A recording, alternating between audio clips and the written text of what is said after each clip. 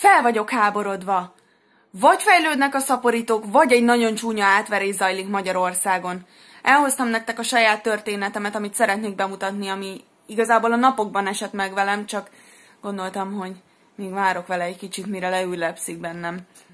Én Emese vagyok, ez itt az Ösztön Kutyafizió, tartsatok velem!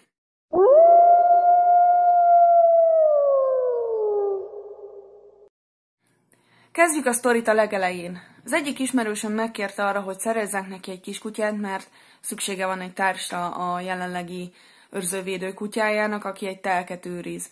Na most itt nehéz helyzetbe kerül, mert a menhelyeken ugye meg van szabva az, hogy a kutyát be kell engedni legalább éjszakára a lakásba. Illetve még komoly feltételekhez is köthetik az örökbefogadást, úgyhogy a menhely az kilőve. És ezért mondta, hogy hozzak neki, vagy szerezzek neki egy kutyát. Na most én mondtam neki, hogy ez homlok egyenest ellenkezik az én elveimmel, abban tudok neki segíteni, hogy ne szaporítótól válasszon, hanem egy olyan családtól hozza el a kutyát, ahol esetleg besikeredett egy szuka kutya, illetve ugye neki nem kell az, hogy fajtatiszta legyen, annyi kikötése volt, hogy német juhászi jellegű és szuka kutya legyen, illetve hogy ne legyen túlságosan idős kutya. Nézegettem az internetet, és nem emlékszem pontosan, hogy most ott kértek pénzt a kutyáért, vagy ingyen hirdették, de az biztos, hogy valami kedvező dolog volt. Hát gondoltam, akkor elküldöm a linket a leendő tulajdonosnak, és ahogy tovább görgettem, már láttam is, hogy basszus, ez az ember máshol is hirdet. Na mondom, akkor még te ne keresd föl, ráírok, és hogyha megfelelőnek tartom, akkor mindenképpen szólok. Rá is írtam, és egy-két nap múlva érkezett is a válasz. És ez a beszélgetés zajlott le köztünk.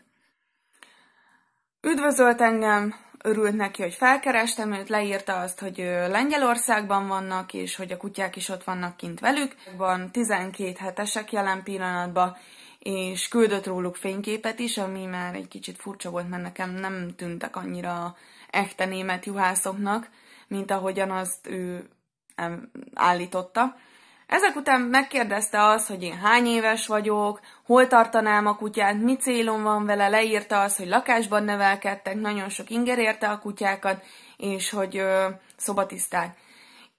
Így igazából felmerült a kérdés bennem, hogy most mi a bánat folyik itt, mert hogy én rákerestem erre a hirdetésre, ugye ingyenes kutya volt a lényeg, vagy nagyon olcsó, és erre kidob egy ilyet, hogy tenyésztő gyakorlatilag ennyire olcsón árulná a kutyát. Na mondom, ez nagyon gyanús. Viszont a kérdések, amiket feltett, az jó. Úgyhogy gondoltam, hát ha elírás. Leírtam neki azt, hogy ki fia borja vagyok, és gyakorlatilag egy jó tenyésztő így viszont nem adta volna oda a kutyákat, mivel hogy nem az a célja, hogy kis Pistának a telkét őrizzék, hanem azért komolyabb kutyákról beszélgetünk, hogyha tenyésztős kutyákat választunk, és meg akarta volna arról győződni jobban, hogy gyakorlatilag hogy fog felnőni az a kutya.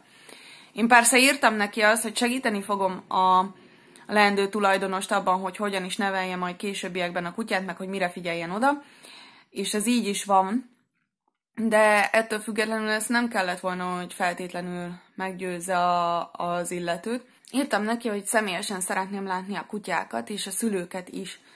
Erre írta azt, hogy ő Lengyelországban él, mert hogy meghalt a lánya, és hogy ki kellett költöznie ezért.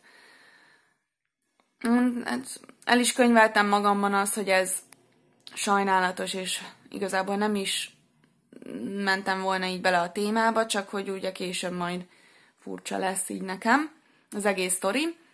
Ami után én írtam neki egy kis litániát arról, hogy hol tartanánk a kutyát, és hogy milyen körülmények között, és hogy szeretném látni a szülőket, mert hogy azért valamicskét értek a kutyákhoz.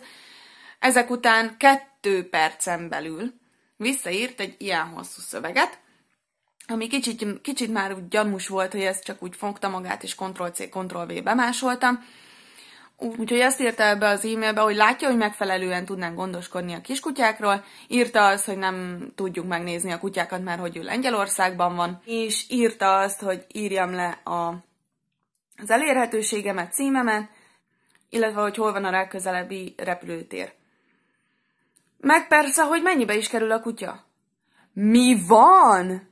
30 000 forintba úgy, hogy megvan minden oltása, féreghajtása, mikrocsipje, törzskönyve, és még az úti költség. Hát könyörgöm, basszus, ez legalább egy 100 000 forintba kerül, úgy, hogy akkor nem raktunk rá profitot. Ilyen nincsen. Tehát ez nem. Mert gyakorlatilag, hogyha kiszámoljuk, akkor 70 000 forint lenne sacper kb. Az a hátrány, amivel indul az ember. És itt nem egy kutyáról beszélünk, hanem több kutyáról. Miről beszél? Ne vicceljünk már. Mondom neki, Ácsi. Azért én kérnék egy telefonszámot. Erre ő, minthogyha a vesémbe látott volna, hogy nem tudok valami jól angolul, és megkérdezte, hogy beszélünk-e angolul. Mondom, csak egy kicsit. Erre ő visszaír, hogy jó, akkor folytassuk e-mailen. Rendben, ilyenkor már amúgy is jól felszívtam magam, úgyhogy idézném, hogy mit írtam neki.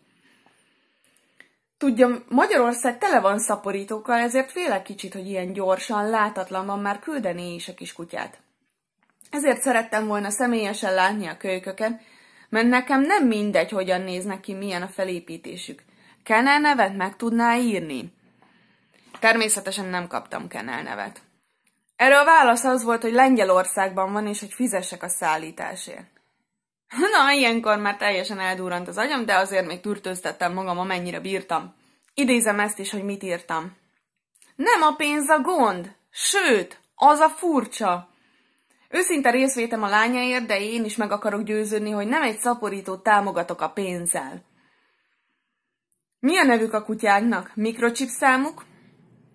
Ezután az e-mail után, érthető okok miatt, már nem kaptam több e-mailt.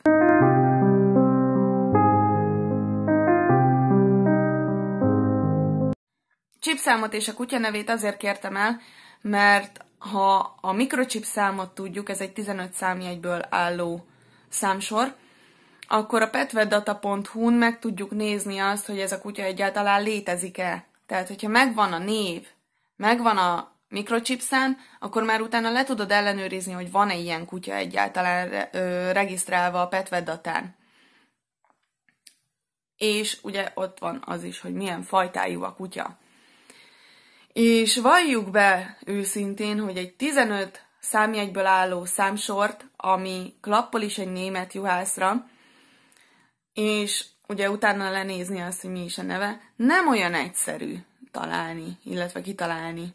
Ezután az e-mailezés után részt vettem egy kutyasulis újévköszöntő bulin, ahol igazából csak beszélgettünk a gazdikkal, és így szó-szót követett, sor került a szaporítókra, elmeséltem nekik ezt a sztorit, és mondták, hogy ez nem egyedi, hanem Rotival is megesett már, és hallották, hogy valaki belefutott ebbe.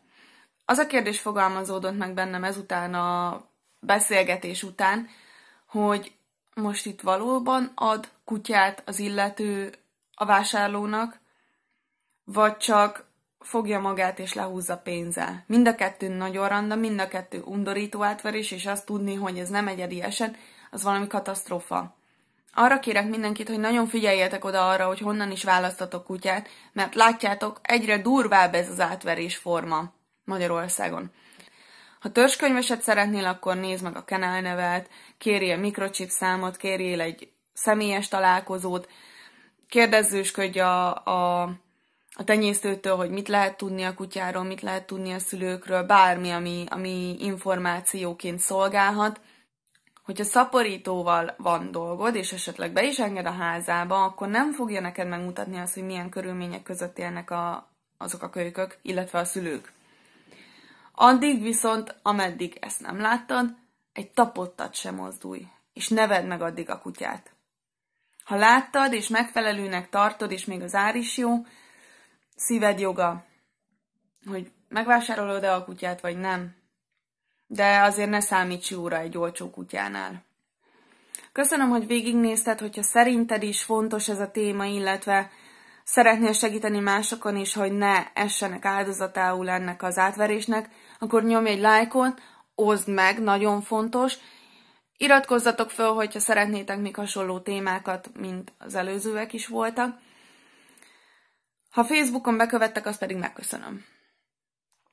Találkozunk a következő videóban is. Sziasztok!